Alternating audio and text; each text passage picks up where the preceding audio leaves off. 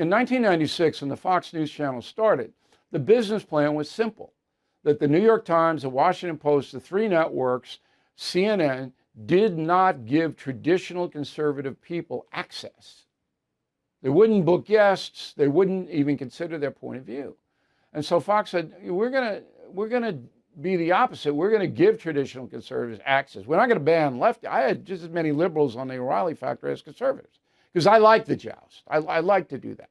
Now Fox, unfortunately, has gone away from that, and it's choir practice. But we made that network based on giving everybody access in it, because there was a wall put up by the left-wing media. You know that, David. If you done any research at all on the New York Times or the Washington Post, the LA Times, it's a wall.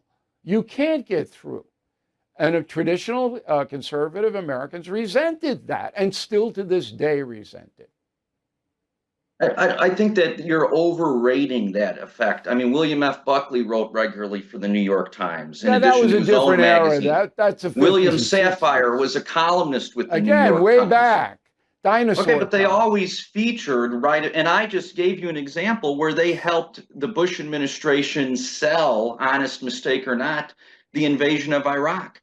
In 2016, the New York Times top story, they ran more articles about Hillary Clinton's emails than anything else. But it was so a I big think story. you're overrating the liberal bias aspect of it, and you're overlooking that everything you're accusing the mainstream media of committing, right-wing media is doubly guilty of doing.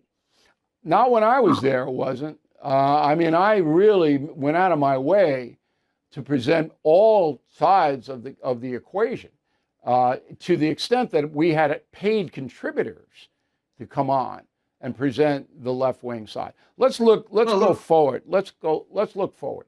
My hypothesis is that the left-wing media has been damaged beyond redemption. You disagree, and I respect that disagreement, because a year from now we'll have you back and we'll see, whether they come back or anything.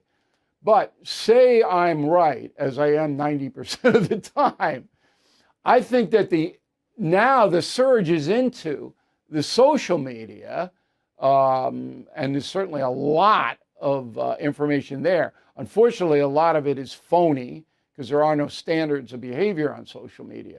But I don't think that's going to ebb. I think that'll even become more prominent. Am I wrong?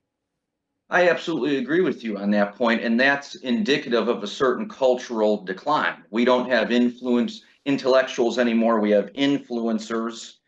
So it was a major discussion point during the campaign if Harris would appear with Joe Rogan, which is like if in the 80s the biggest topic of conversation was whether or not Reagan would give an interview to Sam Kinison.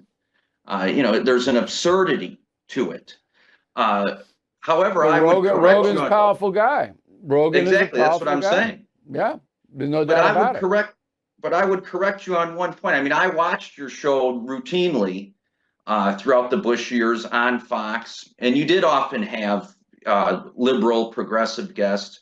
But look at the analysis you offered at the top of the program. You essentially dismissed all of Harris's voters, tens of millions of people, as minorities who are dependent upon entitlements, or I didn't coastal dismiss them. liberals who are indoctrinated by their teachers and professors. I contextualized it. I didn't dismiss them.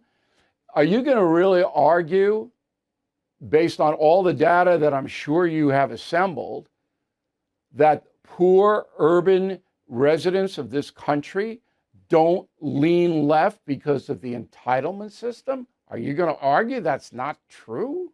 I wouldn't argue that it isn't true that they lean left. First of all, poor people vote in very low numbers. They lean left for a reason.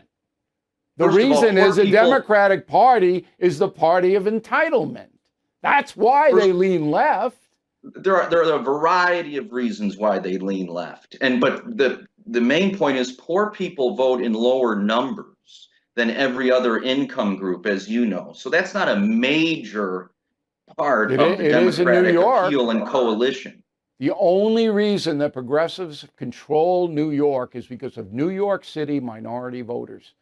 That's the only reason. If you Right, look at the but last gubernatorial vote, it's the only but reason. you're saying minorities vote Democrat only because they're dependent I didn't upon say, entitlements. I didn't use the word only. I That said was the that was, implication. well, fine. You can take any implication you want. That's the driver. And in New England, the driver is that it's almost impossible for a traditional conservative to get hired as a teacher in the entire area.